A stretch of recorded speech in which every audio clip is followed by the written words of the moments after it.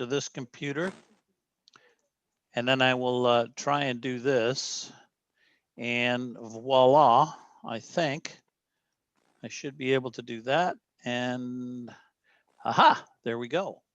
So I think we got just about everybody who needs to be seen there, and I guess this is our August meeting, even though it's August 3rd, we're ready to go. And some of the stuff we're going to do today is on display here. And obviously, Cheryl Opperman is at the very bottom, choosing the right tools for wildlife photography. So we're all looking forward to that. So anyway, highlights from our Instagram hashtag. And Cheryl, for your information, yeah, I like that picture too. This Chuck kind of put together when we weren't able to do as many or any for a while there, photo walks where we would get together and just photo walk in, downtown O'Galley or something like that. Sure. So he came up with the virtual photo walk idea, and we change it every month. And so this is the theme for this month, is just summertime fun. And so these are just a couple of selected pictures that some folks posted or sent in for summertime fun in and around the Brevard County area. Oh, that's great. And, you can see that it goes the spectrum from a picnic in one of our parks to fishing. And Actually, that's not a picnic. Those are lychee farmers Yeah, selling lychees. We went to buy fruit that Well, morning. well, there you have it. Shows you what I know. Yeah.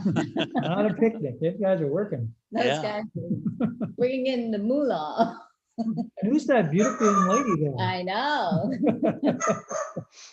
There she is. How did she get up way up there in that tree? Well, that's my daughter Shannon, for those of you who don't know. And that is at Garden of the Gods. Actually, we were walking I along. didn't know you were allowed to climb the trees.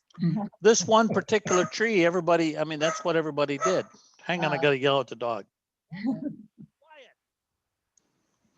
So anyway, and one of the reasons why I'm really proud of that particular picture is Shannon has always been challenged by her weight, and she looks terrific in that picture because she has just recently lost over 90 pounds, 90. Oh my gosh, that is so Yeah. great. And she's on a very cognizant diet of what she's eating and how she's eating it. And so she's extremely proud of herself, and I'm very proud of her too. So That's nice. I got that picture. Here's a couple here. I don't know who took the picture on the left. I can't remember, but obviously they needed more fender than came with the bike. So they built fenders, and then they needed support. So they got a couple of hangers and stuck them on there. So this guy was half a mechanical genius and half a bike rider. So I got a kind of a kick out of that particular picture. That is cute. So for this month, for August, it's water everywhere. And this is from Chuck. We're surrounded by water, some great photo opportunities for everyone. So take a look out. Everything, like he says, from morning droplets on your backyard flowers to puddle reflections. And I know Richard is great at reflections. He does that. I've seen him squatting down by puddles many times. And so he's great at those kinds of reflection things. But so go ahead and get them in there, and you hashtag CCB Water 2021 along with the regular Camera Club of Brevard, and we'll take a look at your water shots next September's meeting. Some of the things coming up, the deadline tonight for Hometown Pride or Hometown is tonight at midnight, and Pat is our competition director. And I know there's been some photos coming in, Pat. So tonight is the deadline. Oh yeah, we're even right now, 10 and 10. Okay. And I would like to highlight up here, I can't highlight it any bigger or better, but the long edge is no larger than 2,000 pixels. And Gordy, I think we can safely say I think we've accomplished that now. I haven't had any. I kind of missed yelling at them. Good. Well, Well, that was a challenge there for a while, but Yeah. anyway, that's what's our monthly competition for this month. September we have motion. October is the always popular open and creative, and I suspect Richard is going to be all excited because we have reflections in November. So a lot of things coming down. Reminder, if you have a photo buddy and want to get them into the club to enjoy our monthly meetings and some of our trips that are going to be coming back on. So don't be afraid to reach out and get your photo buddy to come along. And you can share the URL so he can sit and try out one of our meetings if you like. So make sure you bring them all in.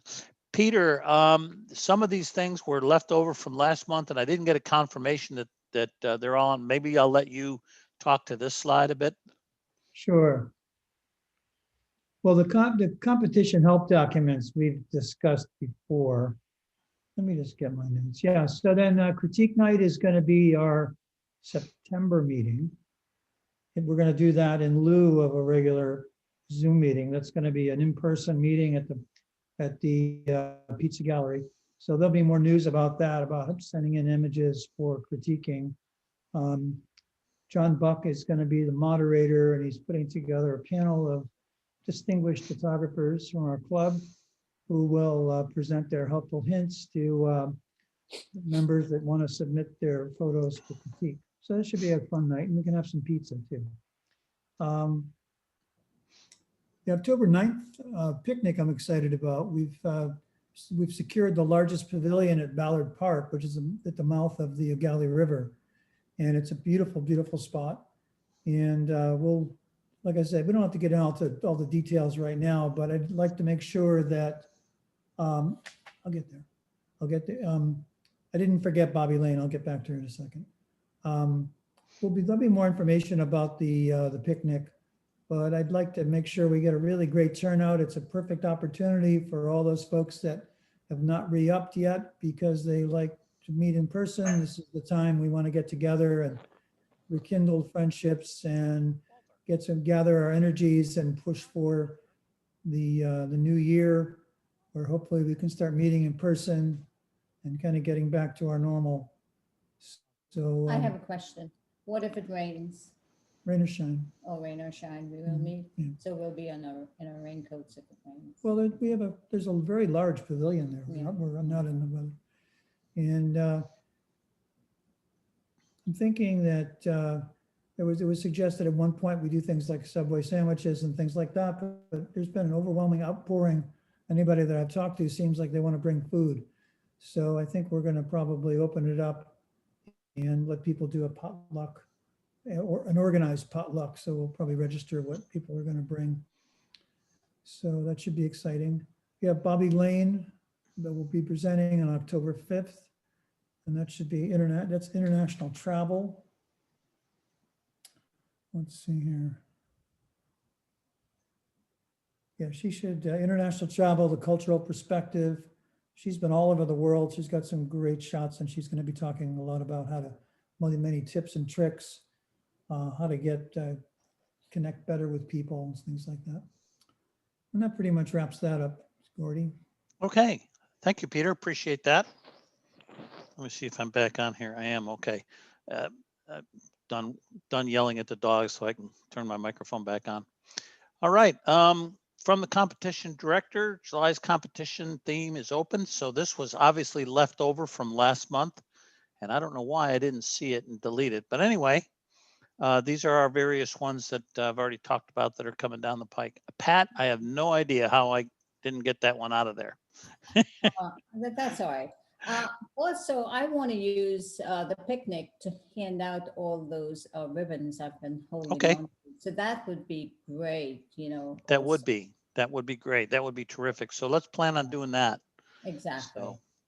So tonight we are really honored to have Cheryl Opperman with us. She is a nationally acclaimed nature photographer, traveled to many continents around the world, and it's got some spectacular images of nature, wildlife, cultures. She's widely published. Her photographs have been in many different publications, and we're really excited to have her with us today. She's been honored with several prestigious awards from organizations, Earth Day Network, and some of the nature's best photography, and so on. You can see her her accreditation there. But she is from the Denver area. For those of you who are on, she's lives in the southwest suburb of Denver. Honors graduate, woohoo, of the Brooks Institute of Photography, a Bachelor of Arts in Industrial and Scientific Photography. And she is an absolutely terrific photographer, and we are very, very happy to have her with us. So with that, I am going to cut out, and I am going to turn it over to Cheryl. And you may go ahead and share at will there, Cheryl, and Okay. go for it. Great. Well, thank you so much for having me. It's really a pleasure to be here tonight. It looks like we have quite a few people attending. So welcome, everyone. I'm just going to switch over here and get my slideshow up. So give me just a second to share my screen.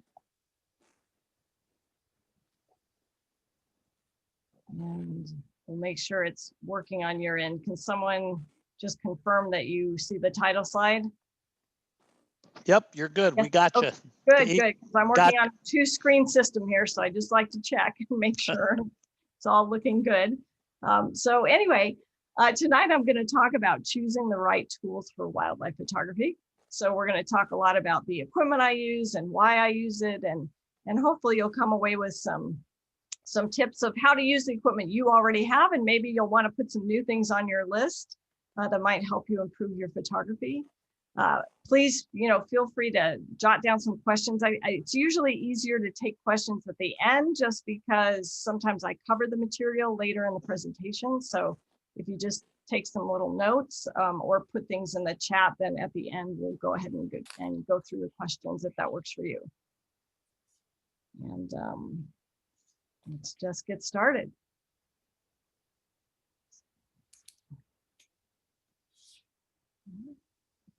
There we go. Okay, so now it should be if it doesn't work for some reason, please just let me know, because it's hard for me to tell when I'm talking into air whether things stop or something. So feel free to chime in. But anyway, so why do tools matter? Well, using the right tools obviously are going to result in better quality. So it's important that you choose the right tools at the right time, and we're going to talk a lot about this. So hopefully you'll have a really comfortable understanding of how I go about selecting the tools that I use, and it'll help guide you as you select your tools.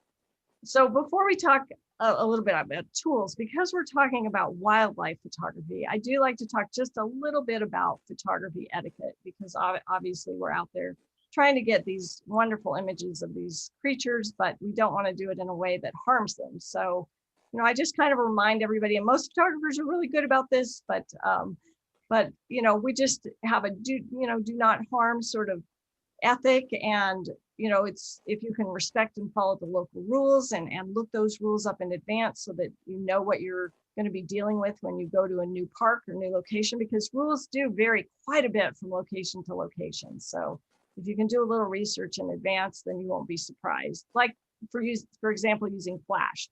Some national parks totally forbid it. So for anything. So, things like that are really good to understand in advance. Use the long lens to magnify, obviously, when you can, so you don't have to get too close to the wildlife. Move slowly is just a really good general reminder when you're around wildlife. If you make fast, sudden movements, you're likely to scare away your subject. And, I always tell people, look, if you disturb the subject, or disturb the animal, you're going to, scare away your subject. And so it's really a win-win to remember these things when you're in the field. And it's easy to forget, because when you're excited, you tend to want to get your gear out fast and move quickly. And then really watch wildlife behavior. The more you can learn about the wildlife that you're going to be photographing and understand their behavior, the better you're going to be able to monitor what you're doing, so that you don't do anything that's going to change their behavior or scare them away. And then most importantly, just be patient. If you haven't already learned this, photography is a great lesson in patience. So, and this is a really good example of being patient.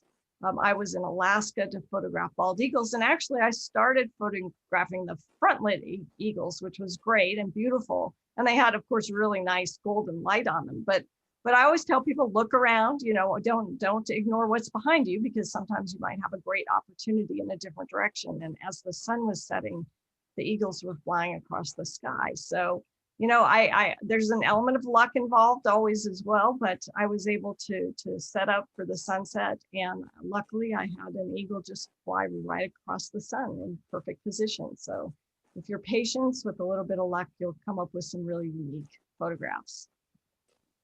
So in terms of choosing camera gear, obviously we have to have a camera body, and many of you probably already do have camera bodies, but with, you know, mirrorless cameras becoming more and more popular, you know, we're all having to update our equipment more often than maybe we did in the past. So I just want to talk a little bit about some of the factors to consider as you do look at upgrading your equipment and changing your camera body.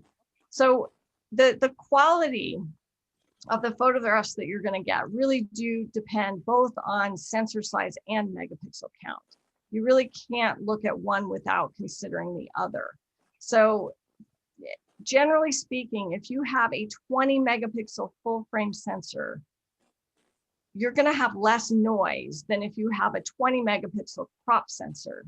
And this is because, you know, bigger photo sites on the sensor have a better signal to noise ratio, which results in lower noise. So you can't just look at megapixel count and say, oh, I've got all these megapixels, because sometimes that's actually a disadvantage. If you put too many you know, photo sites, which results in the megapixels, into a tiny sensor, you tend to generate more noise. Now, it is good to keep in mind that new sensors are obviously, they're just better than older sensors. They're doing a much better job of raising the megapixel count without getting as much noise. So if you buy a newer camera, you're generally going to have less of a problem. If you're buying used equipment, these are things that, you know, it's really good to consider. I like to look for brands that have a good lens selection. And so some of the mirrorless brands, they're doing much better now. But when they first came out, they didn't have very many lenses. So if you were trying to do wildlife photography, you couldn't even get, say, a 600 f4. So, you know, if you're going to change your equipment, you know, look at what types of lenses they have to offer and whether that's going to work for the type of subjects you're photographing. I always do really encourage people to find cameras with manual exposure control if you want to advance in your photography. If all you're doing is taking snapshots, then, you know, program or an auto exposure mode is fine. But when you do want to advance, you want to have more control over your settings. The other really good tip I would say is if you are just beginning in your photography, don't buy the top of the line camera to start off with, because camera gear is changing so fast now that you're not going to be able to take advantage of all of the features on that top of the line camera while you're learning. So it's better to spend a little less money, learn how to do things really well. And then, you know, by the time you're ready and you understand it, you can spend more money on a better camera. So, you know, a lot of people, they just want to get the best right away, but you have to update cameras so often now. It used to be you could buy a film camera and the film just got better. And so the camera body didn't change that much, but that's not true anymore. So just to give you a visual reference of full frame versus cropped, because this is always a big debate, especially in wildlife photography. And I personally only use full frame sensors. Now I do landscape as well as wildlife, but part of the reason I go with the full frame sensor is really if you're sitting at the same distance to the subject, like next to each other in a blind, as in this example, if you have a full frame camera, basically the lens is just projecting that image. So if that's a 600 millimeter, well, this is a 400 millimeter lens. So the 400 millimeter lens is projecting that view onto the sensor, regardless of the sensor size. And so if you have a full frame camera, you're capturing a bigger area. And if you have a cropped image, you're getting what looks like a more magnified view, but it's not really a more magnified view. It's just a cropped view. So I just shoot the full frame. And then if I need to crop, I crop in software. But there's nothing wrong. There are some advantages to crop sensors. I mean, usually you do get a faster frame rate. if you have a crop sensor camera. So, there are a lot of things to consider, but, I typically do like the full frame. Now, digital SLR versus mirrorless is really timely now, because so many camera manufacturers are trying to get away from the digital SLR.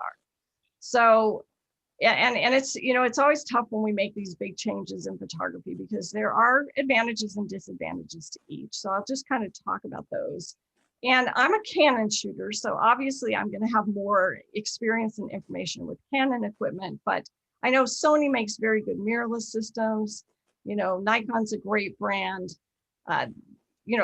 Whatever camera you go with, there are a lot of good options out there. So you just have to find something that fits what's going to work for you, what you'd like to work with. So I'm still working primarily with digital SLRs.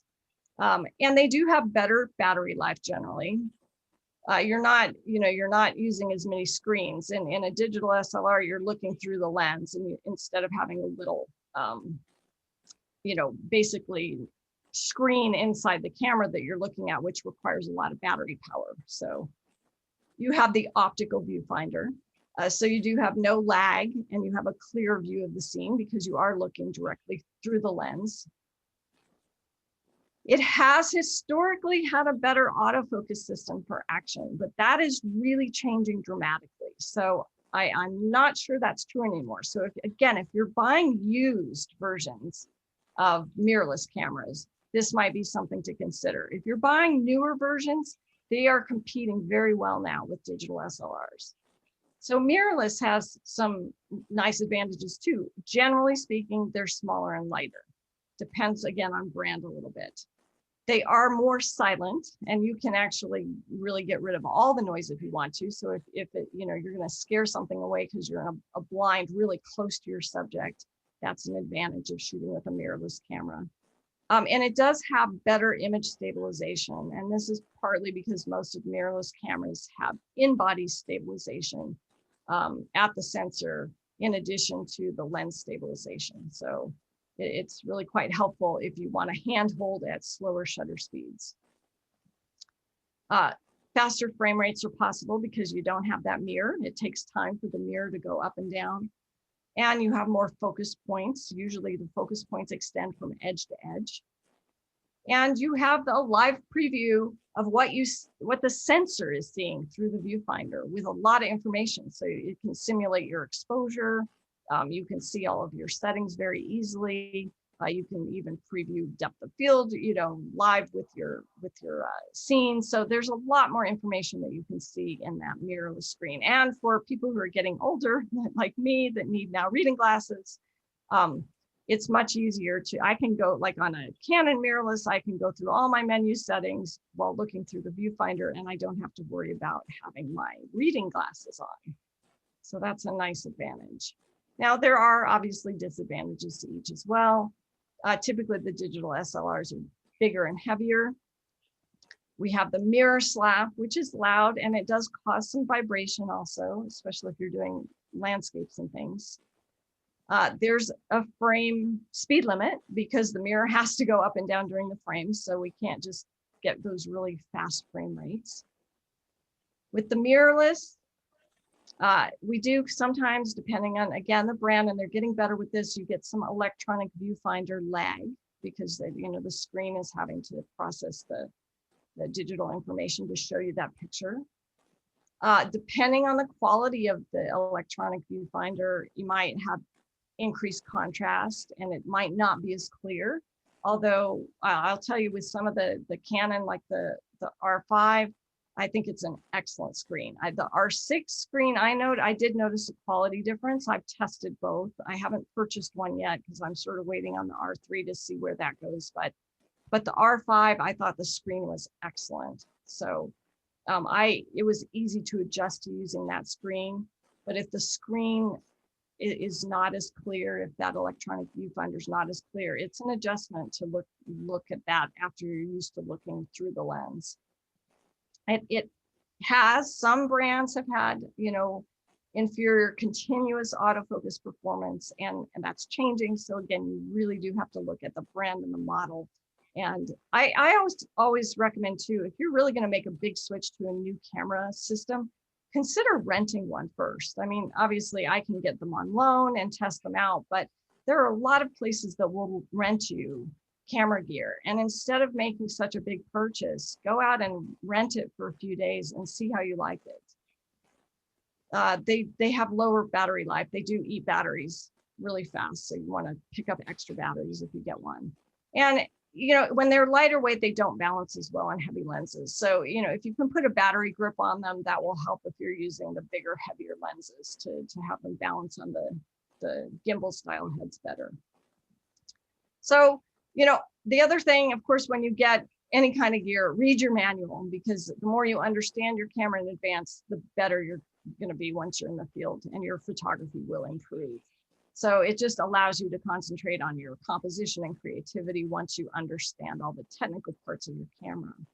And then I also really do encourage everybody to do the best job you can at the time of capture. So I use Photoshop a lot, but I use it for creativity, not to fix mistakes. So, you know, if you make good decisions when you're capturing, then you're just using Photoshop in a way. And you can be as creative or you know, try and match what you saw as much as you want. That's a personal decision.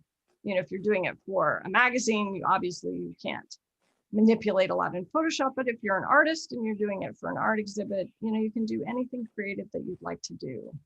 There are really no rules. So I always base my gear choices on the subjects that I'm going to be photographing. So if you ask yourself, where will you photograph? From the road, from a vehicle, from a blind, maybe from a boat. And then some other considerations, you know, how far are you going to have to walk? I mean, if you do a lot of hiking and that's how you want to take pictures, then maybe a lighter weight mirrorless system is going to be better for you. And also airline transport limitations. I mean, it's getting more difficult to carry this gear on airplanes. So you can get kind of creative. I always take jackets with a lot of pockets, so I can stuff gear in the pockets, you know, if I have to get my weight down on the bag. I mean, it's still going on the plane, so I've never understood why that works, but it does. But again, you know, you really have to think about what the limitations are when you travel nowadays. They're getting stricter. So here's just an example of a photograph from Bosque del Apache in New Mexico, which I took from the road, obviously with a very slow shutter speed panning with the birds on a tripod, which works very well. And I do like tripods, and we'll talk about those also later. This is a rhino in Africa, and anybody who's been to Africa knows that most of the time you're photographing from inside a vehicle. There's some walking safaris, but they're not as common. So that works really well also. Prairie chickens or the Santo cranes that the workshops I lead for those, we do all of that from a blind, and blinds are great for animals that are not as habituated to humans or not habituated at all to humans and would just run away if they saw you, or fly away. So blinds are a very effective way to photograph these species without disturbing them at all. And you get really very natural behavior. So, and sometimes from a boat and different types of boats too. I mean, I was on a small, just blow up kind of boat. And I was able to use my tripod in this because I was the only one photographing from the boat. So I could just, you know, put it in the bottom. But I've also photographed from larger boats when I go to South Georgia Island and Antarctica. So, and here's a picture of the boats that we use there. So, you know, if you're on the bigger boat, you can be photographing. You could try and use a tripod if you want, although I kind of prefer monopods for that situation. And then you also might be photographing from the Zodiac, which is again a big rubber boat. And for the most part, I just handhold when I'm in those types of situations. So,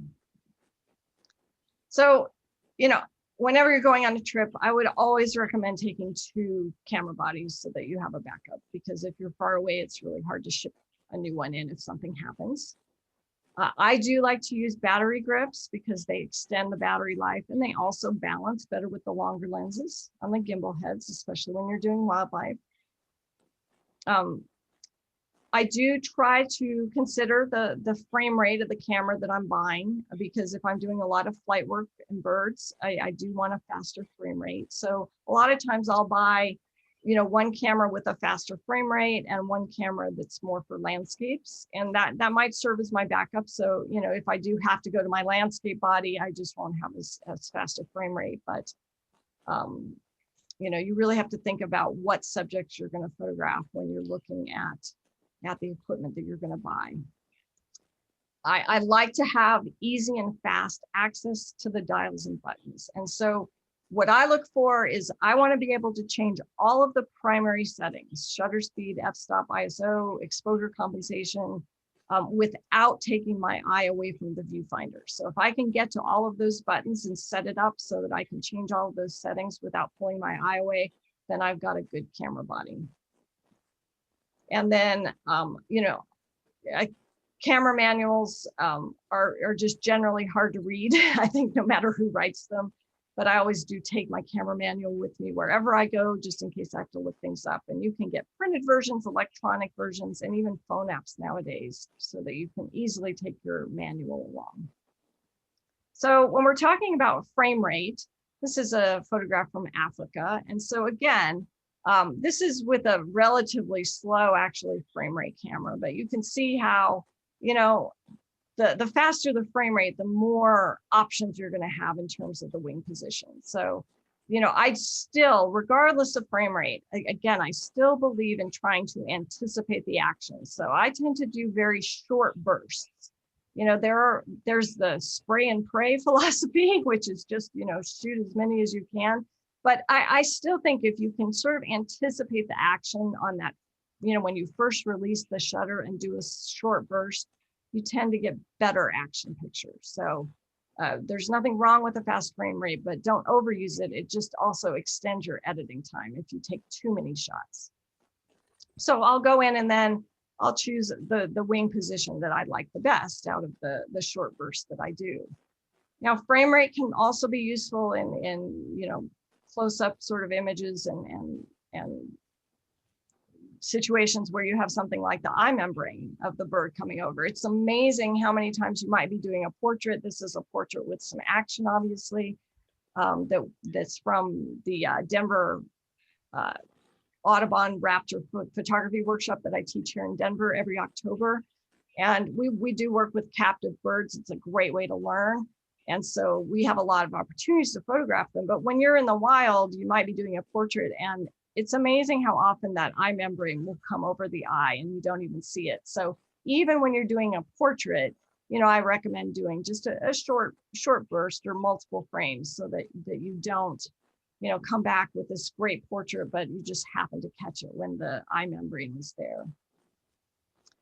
And then, of course, you'll have action sort of things. This was in Antarctica, where, again, I try to anticipate the action. So I'm doing short bursts, but having that frame rate really helps you to capture just that perfect moment.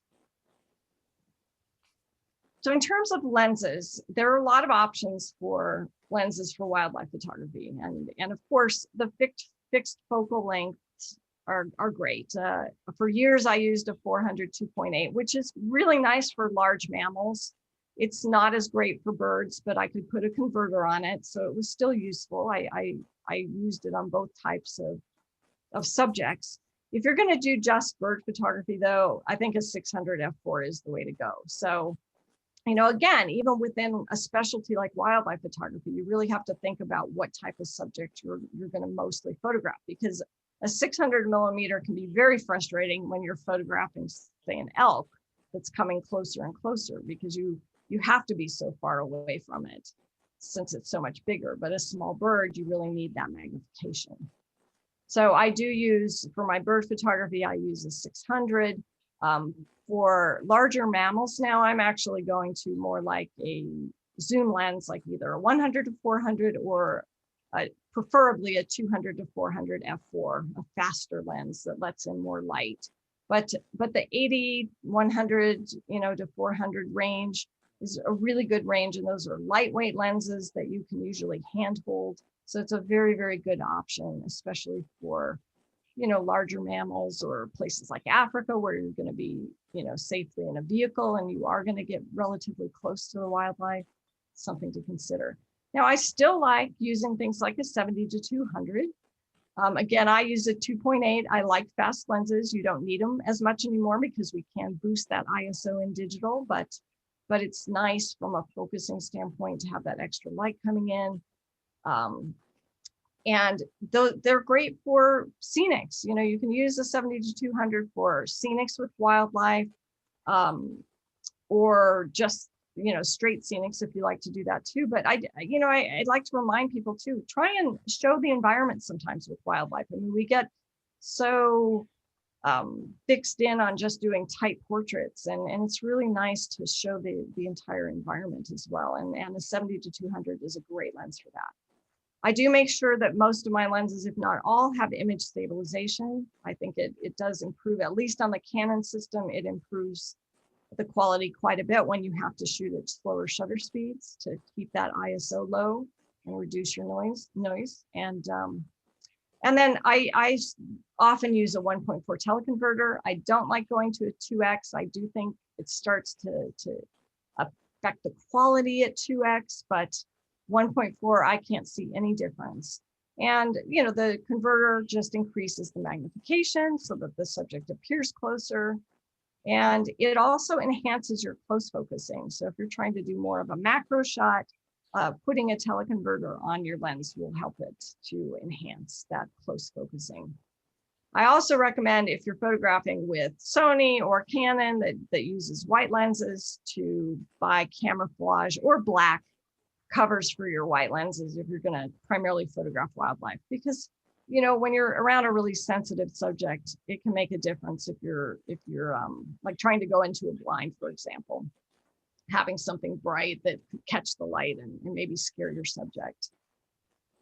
So here's just some of the different images I've taken with different focal lengths. This is obviously a small bird, a bee catcher in Africa. And the 600 millimeter was really nice for that. It has a very narrow angle of view, so you don't get much background, and it's really easy to blur out that background behind the bird so that there's nothing to distract the eye from the bird. So it's a very clean image, and you tend to get that when you go longer. So a lot of times when I am photographing wildlife, I do, if I can stand further back and use a longer lens, I prefer that because I do tend to get nicer backgrounds that way. The next image, this was just taken at a local park here, and it was actually when we were having a lot of the fires. And normally in Colorado, in Florida, in places along coasts, you can get this sunball shot, but in Colorado, we almost never can get a sunball shot. So when we had all of the fires last year, there was so much smoke in the air that we were able to photograph directly into the sun. And so we have a park with the cormorants, and they have platforms, so you really can't get closer and use a wider lens. You really need a long lens. But the nice part about that is that, if you're using the longer focal lengths, the sun is going to appear larger in the frame. So if I had been able to get closer to this nest with a wider angle lens, I would not have this big dramatic sun in my picture. So again, when you're choosing your equipment, thinking about how those distances are going to affect the size of the subject in your frame is also something to keep in mind. This is when I was using my 400 2.8 quite a bit with the converter, some bighorn sheep. And so again, that works really well for the bigger mammals. This is a really tight shot of just the chest feathers of a king penguin on South Georgia Island. And again, I had a teleconverter, so it really allowed me to focus very closely to the subject. Now, there are some specialty lenses that I'd like to use in wildlife photography as well, occasionally, not as much, but they can be useful.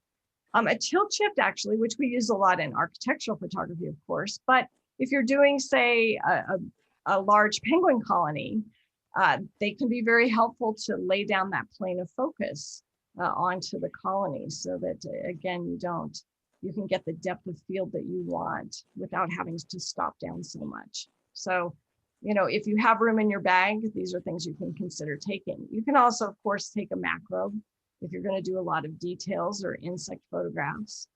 And then I like playing with ultra-wide fisheyes with distortion. You can also do ultra-wide lenses without distortion, but I find the distortion fun, and I'll show you a couple of examples so you can see what I mean.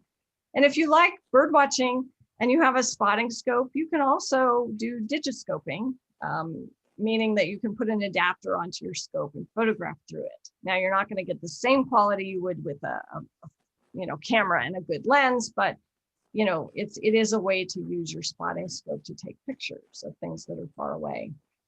So here's an example of the fisheye lens with the distortion. So it works better if you're up high looking down. That's how you get the curvature. And so this one was at South Georgia Island, and then I did another of a albatross colony at the Falkland Islands. So they're quite a bit of fun to play with when you have the right situation for that lens. And they're very lightweight, so they're easy to throw into a pocket. Now, I want to talk a little bit about sharpness too, because a lot of times in workshops, people are having trouble with their sharpness. So I just want to give you a few tips out in the field so that if you are noticing a lack of sharpness in your images, you can troubleshoot this a little bit. And I encourage people, especially if they're not shooting with mirrorless, to get a Hoodman loop so they can really check their images on the LCD screen. But some of the potential causes of unsharp images could be obviously that you didn't focus well. It also could be that your lens needs a micro adjustment. There are ways to adjust the lens. They're supposedly calibrated well, but they can be off a little bit. So if you have a very narrow depth of field, your lens might not be focusing as accurately as it could. And there are ways you can make a micro adjustment in your menu settings. Now, there are a lot of labs. I know here in Colorado, we have labs that will do this for you. So if you're not comfortable getting all of the targets and trying to do this yourself, you can take it in. And I think they charge $50 here to make the micro adjustment for you. And it is lens dependent. So you have to make one for each lens if you're concerned about it. Now, it's not always necessary. I mean, I would probably not do it for a landscape lens where you're going to be stopping down, but it might be worth it for your longer lenses where you're going to use a narrow depth of field. The lens stabilization setting could be wrong on your lens, and this varies from brand to brand. So it's very important to read your lens manual as well and understand if you have options of stabilization, which one it should be on. And sometimes I have colleagues who shoot Nikon who say when they're on a tripod or a gimbal head, it's better to just turn the lens stabilization off. Now on the Canon, I actually do leave it on in the panning setting. So it depends. You really do have to look at that. But again, if you're seeing fuzzy images when you get them back on your computer screen, check that as well.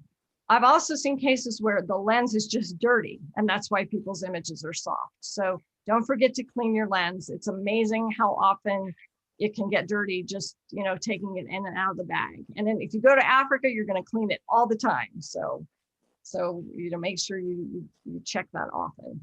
And then, of course, if your shutter speed isn't fast enough, then you could have image blur, which looks different than really a soft image. So you'll learn as you look at images more and more, you'll learn to identify those issues and problems. Now, in terms of tripods, and I'm a real believer in tripods, I always tell people invest in a good quality tripod. Don't buy the cheapest one. Tripods don't change that much. So you can buy a tripod now and it'll last the rest of your photographic career. And if you don't buy a good one, every time you upgrade lenses, you're going to be buying a new tripod. So, you want to buy a tripod that's sturdy enough for the weight of the lens that you're also going to want to buy in the future. So, and I know we all want to carry the lightest weight tripod we can, but weight is sort of a good thing in a tripod. It helps us stay more sturdy. So I do suggest buying, the heaviest tripod you can for the kind of activity you're going to do. So that you have as much stability as possible. And then pay attention to the height, because as wildlife photographers, we're not always going to be photographing on just perfectly level ground. And if you're panning with birds and things in flight, it's much easier if you can stand at eye level to the camera. But if you're on a hill, you might need to extend one leg down the hill. So I always buy tripods that are much taller than I am at their tallest extensions so that I have the ability to extend that leg down the hill on uneven ground. I will often use a ground pod, and there are a lot of different types out there. I generally buy really right stuff tripods, and they are more expensive, but they just make excellent gear. And they make smaller ground pods, which have they're just kind of like mini tripods. They don't go very high. They're designed for low angles, and they have a much smaller footprint than if you tried to, spread the legs out on your big tripod.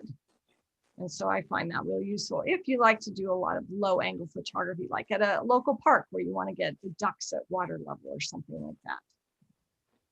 Monopods, in my opinion, are not great, but they're better than hand holding. So I do use them, especially with the heavier, longer lenses on things like ships, or if I'm in a tight space where maybe they don't even allow tripods at a zoo. And so it's something to consider having as well. Now, I like to use Arca-Swiss style lens plates on all my gear because it's really the most popular style of plate, and it's really easily interchangeable with compatible heads. And so if you buy Arca-Swiss style heads and the plates, then you can put your camera gear onto all of these different types of heads if you want to. So for wildlife photography, especially if you're going to have a bigger, heavier lens, I like the Wimberley head. There are a lot of brands out there now. Wimberley was sort of the original. They are heavier, but again, I like the weight for this stability. So as long as I don't have to hike too far, I prefer to use the Wimberley head. And then I use all of my gimbal style heads with a leveling base. And the leveling base just allows you, instead of having to level each leg independently, which can take a very long time, you just can rotate the silver dial that you can see there on the leveling base in the middle. And it's like a little ball head that sits under your gimbal, and you just adjust it and level one time at the gimbal attachment. So instead of having to spend a lot of time getting the legs all even, you get the legs close enough, and then you make that fine adjustment with that little ball, the leveling base. So it speeds you up a lot. And then when you need to move somewhere, again, every time you move the camera in wildlife photography, you would theoretically have to, re-level if you wanted to. Now it's with wildlife photography in particular, it's maybe not quite as important to be perfectly level, but if you're also going to use this gear for landscape photography, the leveling base is invaluable, because once you get it leveled on a gimbal style head, you can do stitches and panning and everything really easily and very effectively with the gimbal style head that you use for your wildlife photography. And that's where that long plate comes in. When I'm shooting landscapes, I don't even switch heads anymore. I just put this plate in, put my camera on the plate, and I can very quickly go from long lenses to short lenses. And so this is a picture of a sandhill crane that I took in Nebraska from a blind, and this was with a fast shutter speed. And again, this is one of the nice things about gimbal heads. At a fast shutter speed, it's not going to matter as much. You could probably hand hold, but when you go to do a more creative sort of blur shot, having the extra stability of that gimbal head for panning works really, really well. And I like to do a lot of experimenting with slow shutter speeds. They take some time and practice, and you end up throwing a lot away, but when they work, they can be quite a bit of fun. And then they make mono gimbal heads for monopods as well. So I use the Wimberley mono gimbal head when I'm on a monopod, and it helps to give me that more fluid motion as well. Now, if you have a ball head, you can also convert that to a gimbal style head with a thing called a sidekick. So you don't have to go invest in a whole new Wimberley head if you don't want to, if you are already shooting your landscapes with a ball head. Now, if you have a mirrorless system and you're not using bigger lenses, I found this little head that Acrotech makes, and it's really excellent. It's called a panoramic head. and it works just like a gimbal. It actually will hold a 600 f4. It'll hold my big lens, and it's much smaller and lighter weight. So if I were hiking or something long distances, or if I'm doing a mostly landscape trip, but I might want to do a little bit of wildlife, I choose this head. And again, I use a leveling base underneath it so that I can level just once instead of having to do every leg. Now, bean bags are really, I think, very useful for shooting from your car window or in Africa. And you can buy pre-made bags and fill them on location. You can maybe sew your own bag if you're good on the sewing machine. But one of the quick ways you can get a really good bean bag is just to wrap a big bag of either rice, beans, or popcorn. And popcorn's actually my favorite, with duct tape. And so you just have to make sure you get a big enough bag that's going to be sturdy, and you just, you know, go around one end with the duct tape and then tip it all over. So you have you want a little bit of play you don't want to make it so tight you don't have any play in the popcorn or the rice. And you just wrap the other side so that you have a very sturdy, fast bag. And you can find rice and beans almost anywhere in the world. So you could even take a plastic bag with you and fill that up and then wrap it with duct tape. So it's a very, very easy way to make a quick bean bag. Now, window mounts are something that a lot of people like to use on their cars as well. I don't use them as much because usually I'm photographing out of my window on dirt roads, and I like to be able to roll my window up really fast if other cars are coming by so I don't get quite as much dust in. And it's much easier to pull a bean bag in than it is to disconnect a window mount. So that's why I don't use them. And I think bean bags are very stable if you use them well. So when I go to Africa, here's sort of what we do. We use bean bags both at the lower windows and the upper. And as you can see, she stacked one bean bag on top of another. And again, you can adjust your height that way. And they work really, really well. Much better than trying to have a tripod, you know, which would just not work inside a vehicle. So these are some cheetahs that I photographed with my 600 f4 from a beanbag. So, you know, again, very sharp and works very, very well. Now, flash is something that not a lot of wildlife photographers use anymore. And I do think there are places for it, especially in Africa. I actually use flash quite a bit in Africa because so often you'll have situations where the lions are sitting in the shadow of the trees and you have a bright background. So, you know, while you can make a lot of adjustments in Photoshop and you can bring out the shadows, sometimes having the kick of either fill light or using it as a key light, it can be very, very helpful in wildlife photography. So if you are going to use flash, you want to look for the highest guide number, which just means the most powerful flash. So when you're talking to your camera store, just ask them for the highest guide number flash that they sell for your camera. You also want to get filters for color correction that you can put on your flash because flash tends to go a little bluish. So if you can put just a slight warming filter over your flash, you'll get better color on your flash exposures. And if you're shooting with a longer lens, a telephoto lens, and your subject's going to be far away, you'll want to use a Fresnel. And so the Fresnel that I like to use is called a Magmod. You might have heard of the Better Beamer, which worked great for years, but then Magmod came out with this really neat system that just uses magnets to attach to your flash, and it's easy to take on and off. You can put the gels right inside of the rubber unit that attaches to your flash so that you can get that warming filter in there. And that's all I use anymore. So that's what I would recommend if you're going to try and do a lot of telephoto flash work. So here's an example of you know, an image where this is a mount, also one of the Denver Audubon mounts that we use when we're practicing. And so I just put it in the shadow, which would kind of simulate, again, the lion under the tree. And you can see how the sunlight's hitting the background. And if I expose properly to the background, my eagle here is going to go dark. But if I use flash, then I can have light on my eagle as well. And you can change the amount of flash exposure on your subject so that it blends really very nicely with your background. So there's a lot of control that you have when you're doing flash. Now, do keep in mind, again, I mentioned it earlier, but not all places allow you to use flash. So you do really have to check local regulations on that, so you don't do something they don't want you to do that might disturb the wildlife. Like in Nebraska, you cannot use flash on those cranes or they will all fly away. You'll blow the whole roost with a flash. So, but at Bosque del Apache, I don't know if they allow flash or not, but I've seen people flash there, and the cranes at Bosque del Apache don't seem to mind. Whether it's allowed, I don't tend to use flash on cranes anyway, but you do have to be sensitive to how the flash is going to impact your subject.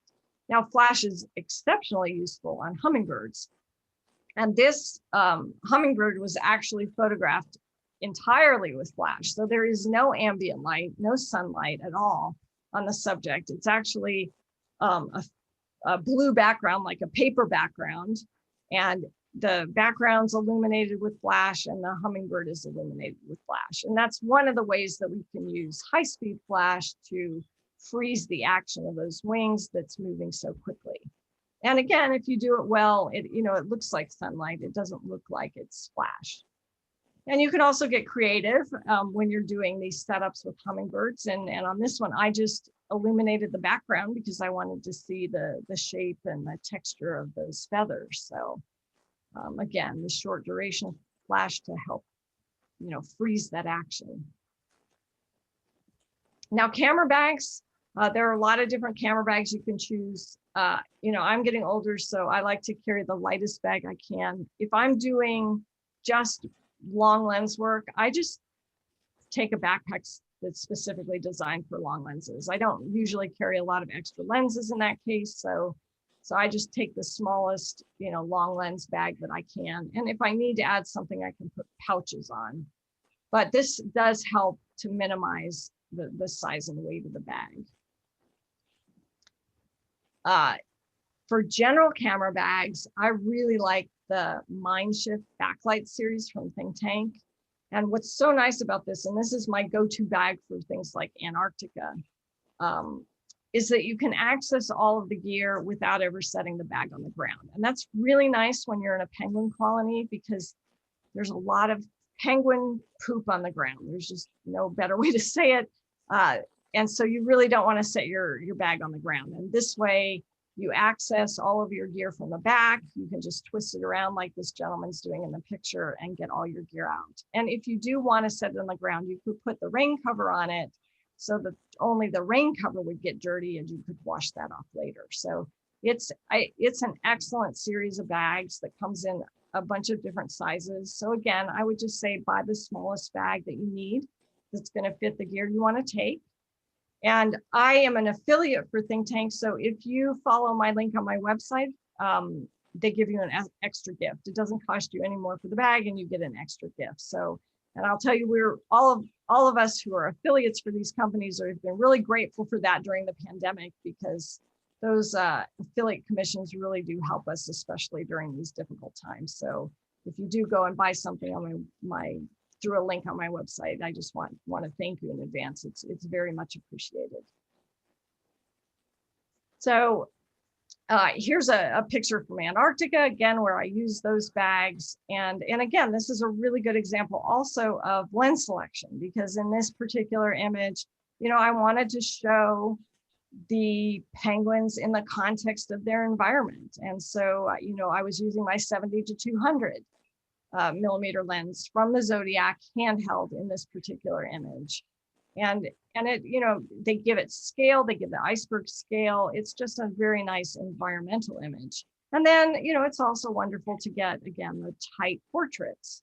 And in Antarctica, I tend to like to take the 200 to 400 millimeter lens, because again, I will extend it out and sometimes even use the converter. So I might be in the 400, 500 millimeter range for a shot like this, but I can also go and do some scenic shots if I want to. Now, when I'm going to places like Antarctica and I'm going to be in boats, another piece of gear that I always take with me is a Sea to Summit hydraulic dry pack. And it's basically just a big rubber backpack that I can fit my camera bag into. And while it is supposed to be able to float for a while in the water without getting water in it, I wouldn't really test it, but it does prevent, you know, water from splashing. If there's water splashing in the boat, it will protect the gear from that. If it did go overboard, which I think would be really hard to do, but I'm sure somebody's managed to do it at some point, it is supposed to keep your gear, you know, protected in these types of bags. So that's something that's really essential when I'm working from a boat or transporting from a larger ship to shore. Even in like the Galapagos, I would use something like this. Now, when I'm doing trips where I might be crossing rivers, then I usually don't use this kind of a pack. I usually use my regular pack, but I do use smaller bags inside. And I use the Sea to Summit Evac dry sacks, and lots of different brands make these, so you can look for you know, whatever brand you prefer. But these bags are not waterproof, so you cannot submerge them, but it's just a little extra protection. I figure if I slip and fall into the river and I can get my pack back out of the river pretty fast, it just gives me a little bit of extra protection around my lenses and my camera gear so that I could dry it off. Because it you know, it is really easy to slip when you're crossing rivers to photograph bears, like in Alaska. So, you know, here's a picture of some bears that I took in Alaska. And again, in a lot of the places you go in Alaska to photograph bears, you will have to be crossing, you know, sections of water. And sometimes it's deep and harder to get across, and sometimes it's easy, but I'd like to be prepared for that. And then filters. Filters are not, you know, as necessary as they used to be, in my opinion, but there are some filters that you really can't replicate in software. For instance, a polarizer. So I do like to have a polarizer in my bag at all times. I get a drop-in version for my long lenses. Now, here's another really neat thing about the mirrorless systems, at least on Canon. If you want to use your digital SLR lenses on the mirrorless camera, you have to get an adapter that will connect the lens because the mount changed, which is fine, but at least they have a great adapter and it works very, very well. So don't hesitate to use your older lenses on your new mirrorless if you're using Canon. But they also make an adapter that includes a drop-in filter slot. So what that means is that you can get a drop-in polarizer that you can use on not only your long lenses, but your fisheye, which is very, very difficult to use a polarizing filter on a fisheye lens because you know, it's curved. So that feature of the adapter is really nice if you're using a mirrorless system with your older lenses. But polarizers are great for helping to intensify rainbows. Of course, they darken blue sky. They help eliminate reflections, which is really nice when you're working around water. And so I use a polarizer quite a bit. You do lose a little bit of light, but you know, again, we can boost our ISO nowadays, so it's not as big a deal. And then neutral density is something I'll use that obviously a lot with landscapes, especially with waterfalls, but it's also, you know, something you can apply to wildlife pictures as well. I'll show you an example of that, but it allows for slower shutter speeds. And then the last type of filter, which I pretty much do now in Photoshop, but I used to do it all the time on the camera, and that is color filters, like an orange filter to simulate sunset.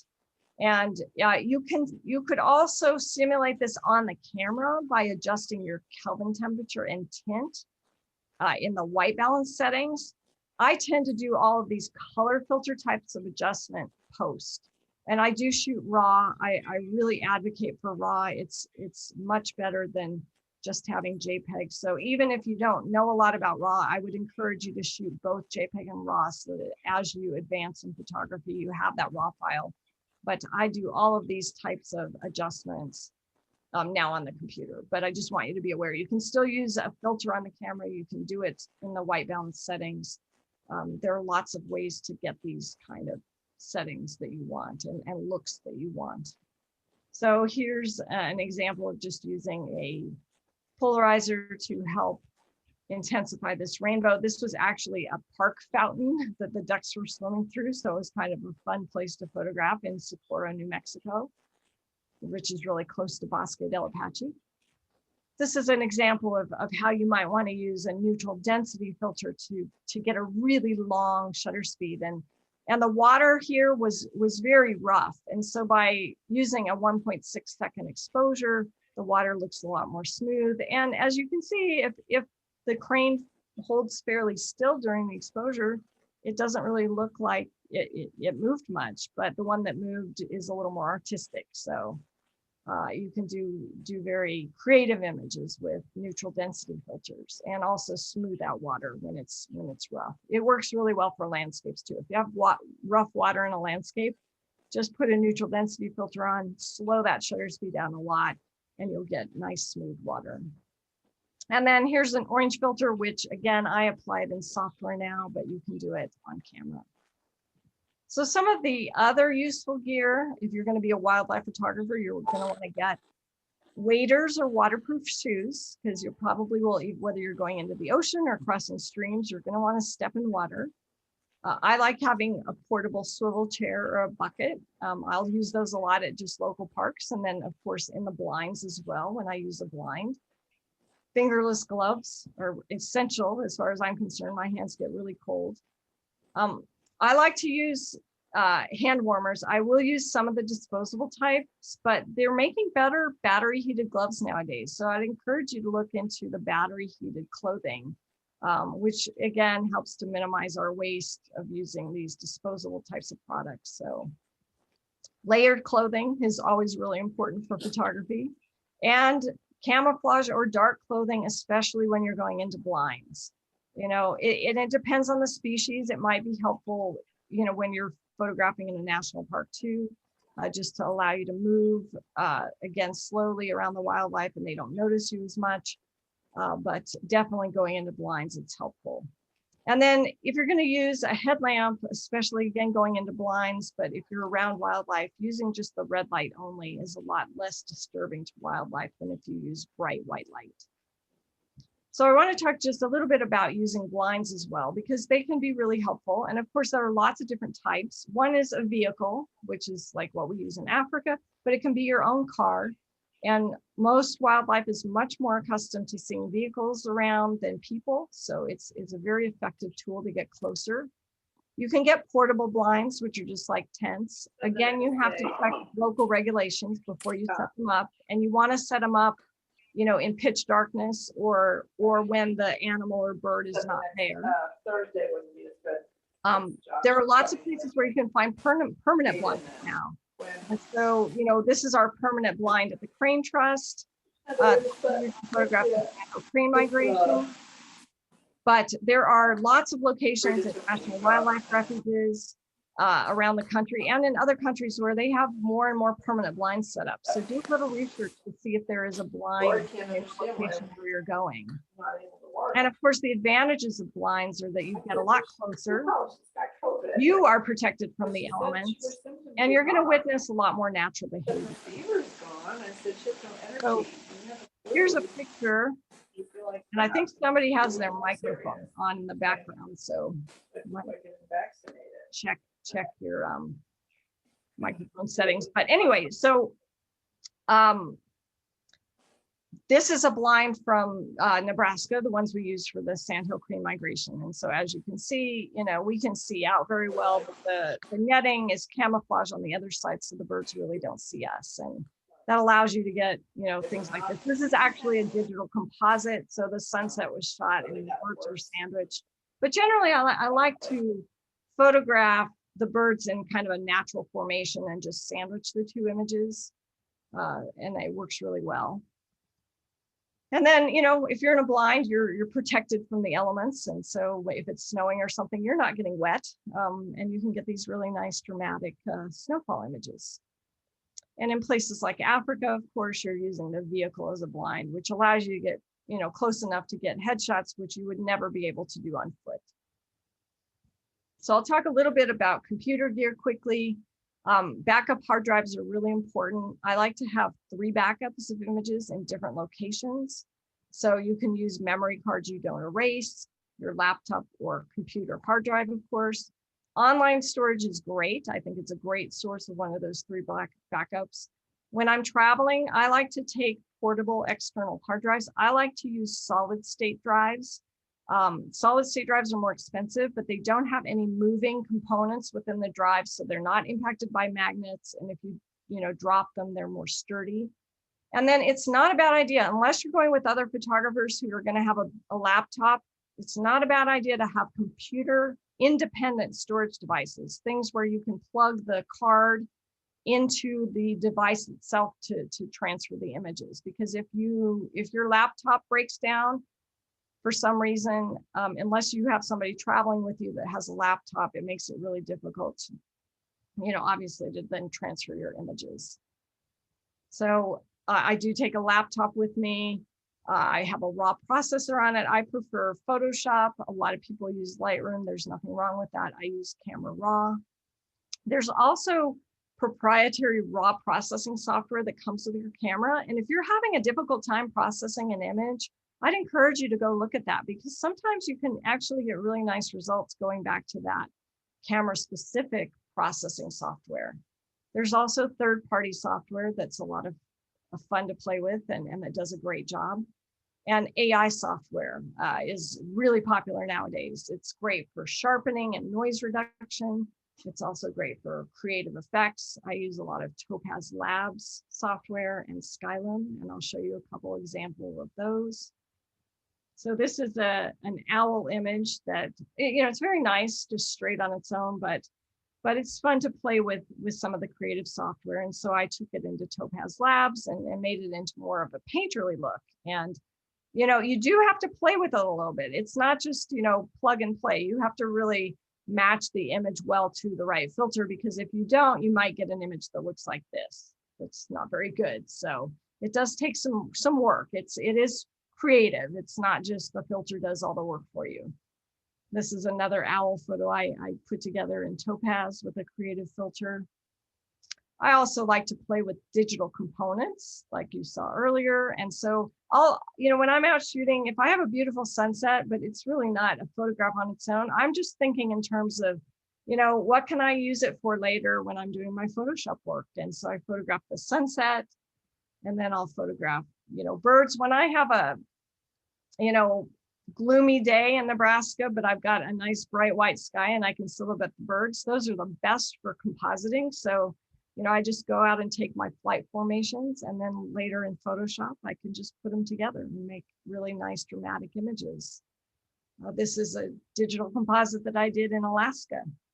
So this is actually 3 different images. I took the hillside and the caribou and then the sky. So you can do a lot of really fun creative things with composites.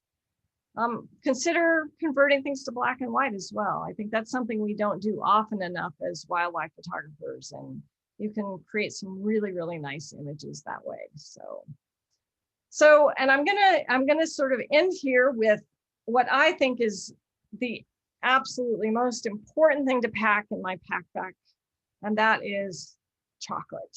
I would be lost without my chocolate. So be sure that wherever you're going, you take your favorite snack, so that you have the energy to go out and take these amazing images.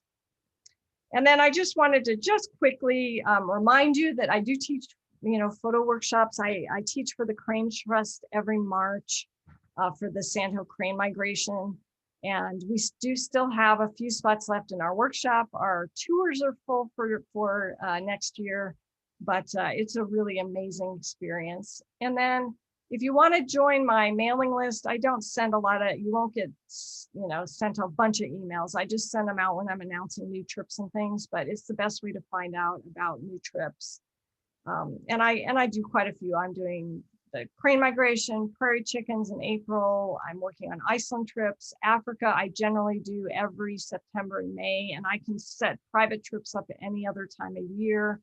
I do several raptor workshops in the fall here in Colorado, in Antarctica and Mexico. I just do quite a few. And if there's somewhere new you want to go, I can probably set those up as well. So don't hesitate to ever contact me about a trip you might want to go on, because I probably have other people on my list who would love to do the same thing.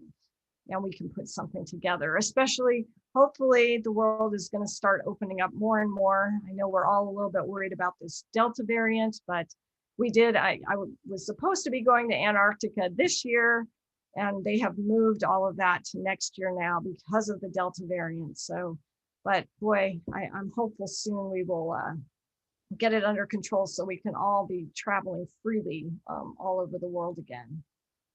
So anyway, I'll go ahead and take questions now. Let me just back out here and we'll get back onto the screen, and I'll be glad to take any questions that anybody has. Hey, Cheryl, one of the questions that came up earlier in your presentation was from Steve Ratz. Mhm. He wants to know what you think of the RF 600 f11 or the RF 800 f11 for wildlife. Those are the fixed aperture lenses Yeah. that Canon has. Yes, I'm aware of them. Yes, I am aware of them. I have not, tested them yet.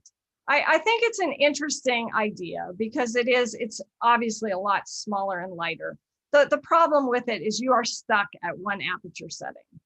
So, to me, that would be very limiting. I could see it maybe if you were going on a backpacking trip and you wanted, that range, but there was no way you were going to be able to carry your 600 f4. I could see it, but again, I can't really comment on the quality of it because I have not tested those myself.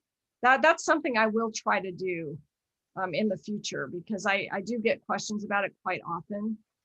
Again, but you just don't have the flexibility. So you'd have to use it for very sort of special, I think, circumstances. Yeah, Steve just chimed in. He says it's more that his wallet can't carry the price of the other ones. So, which is a significant issue a lot of times. And it is. But I would mention about that, Tamron and Sigma actually make some pretty decent lenses that are a lot less expensive. So if budget is a factor, I would seriously consider their lenses. I think they both make something like a 150 to 600. Yeah. And they're a little bit slower, but you can change your apertures. They're reasonably priced, and they're really good quality. Yeah, I had the Canon RF 100 to 500 on order. I think it was a f4 to f5.6. But anyway, I had that on order since like January, and I waited 4.5 months or 5 months, and I kept calling Adorama and asking them, where's my lens? And they kept saying, yeah, no soap, Lou, we just don't have them. So I canceled that order, and I bought the RF 600 f11. Now I've had it on my camera all of once. So okay. I'm not in a position to say it's a great lens or not a great lens, although I will say it's considerably lighter. Oh yes, so. I think that's an attractive piece of those lenses. I mean, it is very lightweight. So one other point I'll make, and then I'll get out of the way for everybody else, is the mirrorless cameras are really the wave of the future, pretty much in my opinion. And I have the EOS R, when it first came out, and I also have the R5. Now the R5 is 45 megapixel and the R is 30 megapixel, and both of those are substantial. And so if you're putting all your money into new camera bodies like that, but you're still driving a 6 or 7 year old Hewlett Packard computer, you're out of balance. You've got to keep your computer horsepower up to your megapixels, because you can sit there for 45 minutes to an hour while it resolves a merge or whatever with your images when they're 45 megapixels. So you need to keep that in balance, at least close anyway. So I'll just get out of the way now. No, that's a very good point. It's true. I mean, when you upgrade one thing, except tripods, if you get a really good tripod, that'll last forever. So, but it's true. We're always upgrading. And the mirrorless, I agree with you. I think mirrorless, that the camera companies want to get away from digital SLR. So they're pushing toward mirrorless. And I tested the R5, R6. I really loved the R5. I thought the quality was excellent. The sensor was great. The noise is low. I thought the animal eye focus in certain situations was really impressive. I mean, you know, it's not always working, you know, as you would want it to. If you have really, really small eye or something, it can get confused. But, you know, in certain situations, it did a really good job of going directly to the eye of the bird or animal. One other thing for Canon shooters is the 1.4 or the 2.0 teleconverters for the RF system only works on the long lenses, the 400s, the 600s, the 800s. I bought one, tried to use it on my RF 70 to 200, it won't work. So when you get, because of the geometry of where the sensor is versus where the lens comes in, it won't work. So those are only good for the really long lenses. So you know, I thought I was going to get away with a cheap version of a 400 millimeter lens by buying the 2.0. Doesn't work. That's interesting. Okay, Yeah, I'm glad I haven't tested it. And that's in the fine print somewhere in the teleconverter. It says note only works with blah blah blah. So that's something you know, you want to watch for. And I thought it was a little disappointing for that reason. That would be disappointing because I use the 1.4 on my 70 to 200 all the time. So for the digital SLR, but yeah, I mean there are these little nuances, you know, when you switch systems. So. Cheryl, I had a quick question. Yes.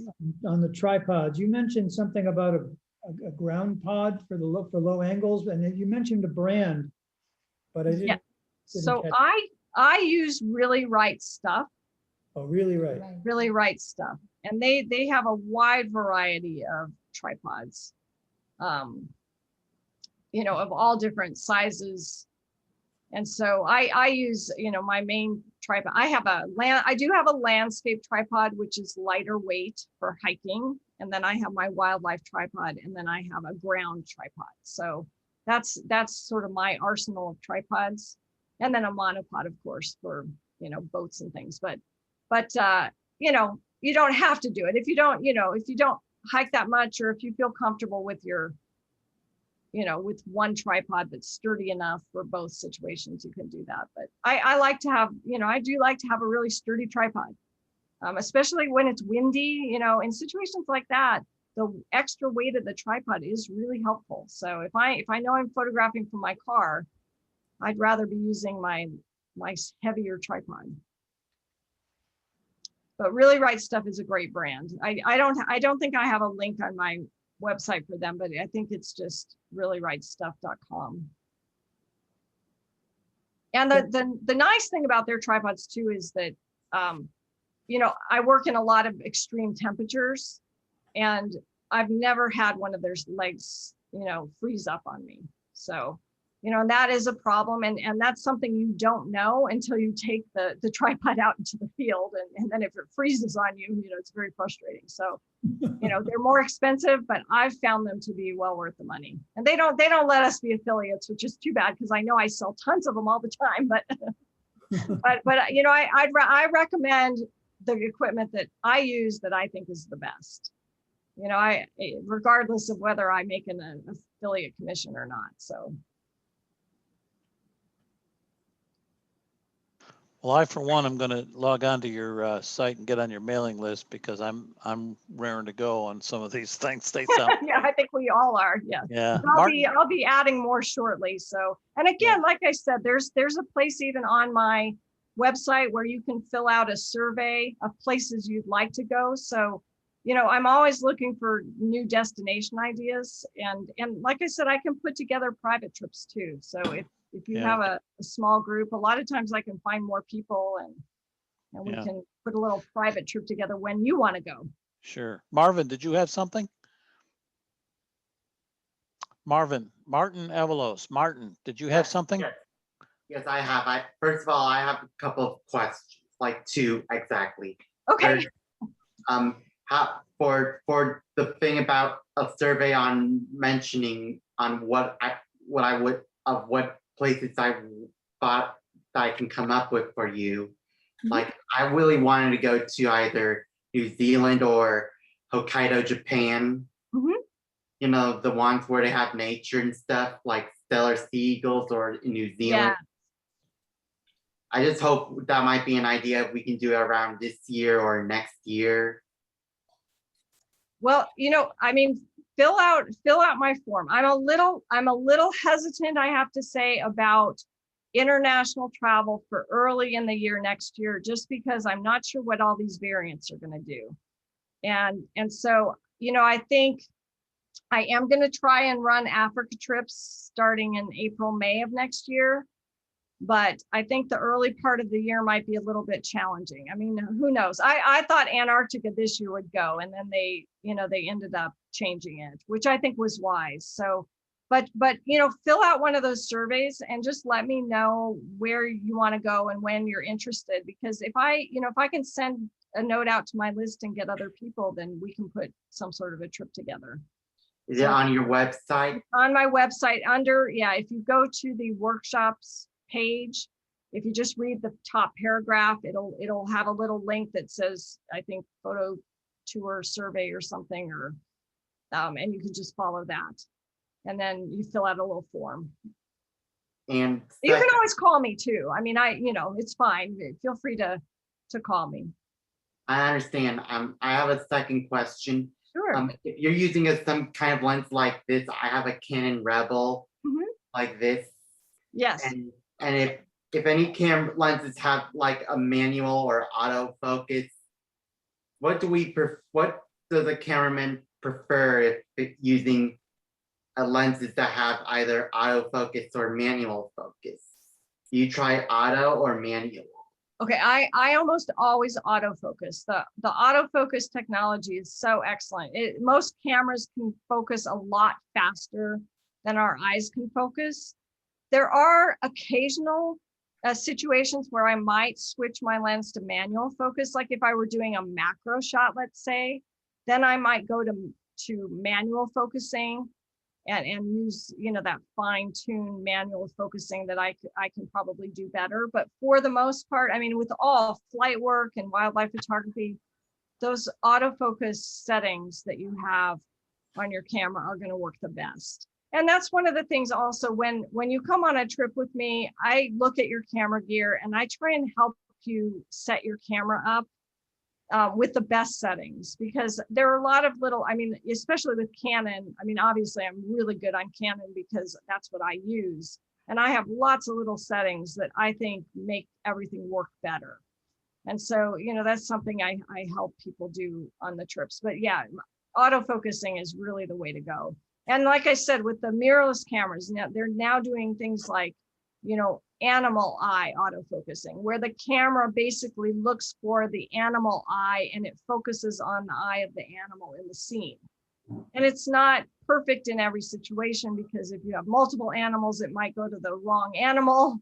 So it does bounce around a little bit, but if you have like a single bird in a shot, that like an eagle, let's say, I've used it on things like that, and it's amazing. It goes directly to the eye of the eagle, so I know the eye is going to be sharp, and it's better than I could ever focus on my own manually. The only other area where I've seen manual focus be better is in astrophotography, which I know is not your bailiwick, but when you're you zoom in all the way into the stars, and then you tweak your autofocus with the manual, and then leave it at manual. And the only other comment I had, and it seems like my experience is different from yours, but there's been a couple times where I have used my 24-70 with the image stabilization on a tripod, and it came out soft. And so I tried it again without the image stabilization on. And if my tripod is locked down solid, you're better off without it. That's in my opinion. No, I agree. If you're doing landscapes, I agree with you. If you're locking down for landscape, then I would turn the stabilization off even on a Canon. But if you're on a Wimberley head tracking wildlife and birds, I find that the stabilization on Canon works really well. My understanding is on Nikon, you're better off turning it off, even if you're on a loose gimbal head. Yeah, that's a different scenario, but you're right. Marty, can you hear me? Yes, go ahead. Well, just a comment on tripods. I bought a Peak Design. Are you Yeah. familiar with that? I am. I've never For- used one, but I've for heard of the brand. travel, they fit in a backpack and they're very sturdy. Great. Okay. Excellent. Yeah, I've not used that brand They are before. not cheap, no. They're very not cheap. expensive. Well, I mean, there is that old saying, you get what you pay for, right? So 500 plus for a tripod is expensive. it is. Yeah, it is. Yeah, good tripods are not generally cheap. So Well, does anybody else have anything for Cheryl? Because I think this was a really great presentation as far as giving us a really good overview of all the different things. I know I've been a landscape photographer and shot wildlife, and you had many things, especially when you said that one area where you said, here's something else to think about. And I was like, hadn't thought of that. So good. some great stuff in there. Good. And I know I've been taking notes and things, so there's some stuff in there that I've not tried that I will now try. So Excellent. Glad to hear I that. had one question. I had Yes. one question about birds in flight Yes. as far as settings are concerned. Mhm. What are your thoughts on that? On birds in flight with Yeah. in terms of settings, like the focus settings or? Yes, focus settings. So, okay, well, first of all, I use back button focus. Do you know what back button focus is? Yes. Okay, so I do like to use back button focus. And again, some of these particular settings, it depends on what camera brand and body you're using. So it's difficult to just give general guidelines, but you can play around with your tracking settings. And I have a couple of different tracking settings I use depending on what my background looks like. So, you can have it track more quickly, but if you have a busy background, it might go to the busy background too fast. That seems to be a problem I have is it catches up with the background sometimes and not the bird. Right, exactly. And so that's in your tracking settings, and you can go and fine tune those. And I'll use a couple of different settings. So if I have a bird against blue sky, it can focus very quickly because Right. there's nothing to pull it away. But if I'm photographing something on a busier background, trees in the background, let's say, then I want it to stay on the bird a little bit longer. I might not, it might not track quite as well if the bird's coming at me, but it's a compromise to make sure it doesn't go off of the bird. Now, again, I think this is another place where, the animal eye tracking, which is essentially automatic tracking of the subject, was really impressive on these new mirrorless cameras. So, and I understand on the R3, you're going to be able to do the tracking where you look where you want the camera to focus, which Wow. they tried years ago and it didn't work out so well for a lot of people, but they're trying it again with mirrorless and it may work better with this newer technology. So, going forward, there are going to be a lot of ways, I think, to help us improve our focus when we're trying to track subjects. For now, if I'm on a digital SLR, I like to use a single point back button focus, and then I adjust my tracking settings depending on the background. Okay. Thank you. That help? Yep. Cheryl, there are a number of questions in the chat option down on the bottom of the screen. Yes. yeah, I think we covered those, Rob. We talked about the lenses and You didn't cover mine. Okay, well, where's yours? Hold on. I don't see yours, Rob. Oh, how do you fly? Is that the one? Yes. How do you fly with multiple lenses, including 600? Yeah. Okay, that's a very good question. And it's tricky because depending on where you're going, they have weight limits, and some of the weight limits now are so restrictive, you can barely get a 600 millimeter with a camera body into a bag without it going over the weight limit. So I do, when I'm going someplace like Africa, generally what I do is I put the long lens with a camera body in one bag, and that's my main carry-on, because usually I can't put much more in or I'm over the weight limit. And then I do my, personal item, whatever you want to call it. And I just make sure that that's, pretty close to the size limits of the airlines I'm going to be on. And I put my extra lenses into that and my computer into that. I do take jackets or vests that have pockets, so that if one of the bags is over, especially the personal item, if it's overweight, if they happen to weigh that one, which they usually look at the bigger bag. I can stuff lenses or batteries or anything that's heavy into pockets of my jacket, because I'll tell you what, if it's in your jacket, you can have, a 20-pound jacket full of stuff and they don't seem to care. But when it's in a bag, it's a problem. So, I mean, there have been many times when I've gotten caught at the airport and they say, oh, your bag's too heavy. And I just go to the side and I start stuffing all the heavy stuff in my pockets. And I go back until the bag is the weight they want. And how do you I mean, guarantee? Yeah, go ahead. How do you guarantee that the expensive camera gear, tripods, etc., that you check arrive at your destination and are not ripped off? Well, you can't. And so I never check camera gear. I mean, I just watch my weight really carefully. I look up all the guidelines of the airlines I'm flying, so I know the size restrictions and the weight restrictions. And I make sure that I try to stay within those, or if I'm a little bit over, I have my pockets that I can go to. So I try to make sure that whatever I'm taking with me, I can get on the airplane, except the tripod. And the tripod is just a problem. I mean, I did have a tripod stolen once out of my bag. And, it's just I have seen people carry their tripod onto the airplane, and you may be able to get away with that. I mean, the worst you could do is carry it on in a little case, and they say, no, you can't do that, and check it. But I prefer to just pack it with all my clothes, because I think it's less obvious that way.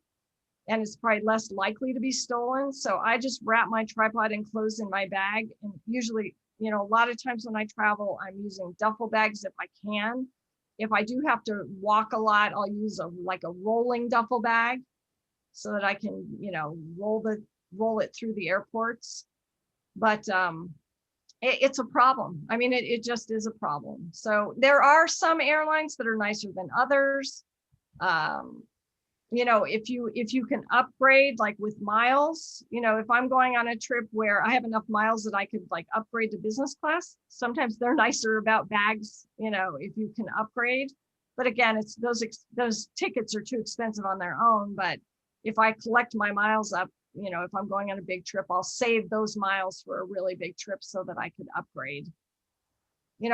It's tricky, and I don't have a really great solution other than I stuffing it in pockets, just making sure you have a jacket or something that has pockets that'll fit at least your smaller lenses. You can get rid of a lot of weight by taking your batteries and your smaller lenses and getting those into pockets. Have you ever shipped any things such as tripod, batteries, etc., lenses ahead of time via UPS, FedEx, whatever? I generally don't do that. I mean, occasionally I've done that if I was visiting a friend and we were going to go somewhere, but generally I don't, because it's more expensive. And, most of the time I don't have somebody I trust at the destination to receive everything. And so that's another layer of risk. Plus, you don't know how they're going to take care of the package when you're shipping it. So, if I can keep all of the camera gear on my person during the entire trip, that's my preference.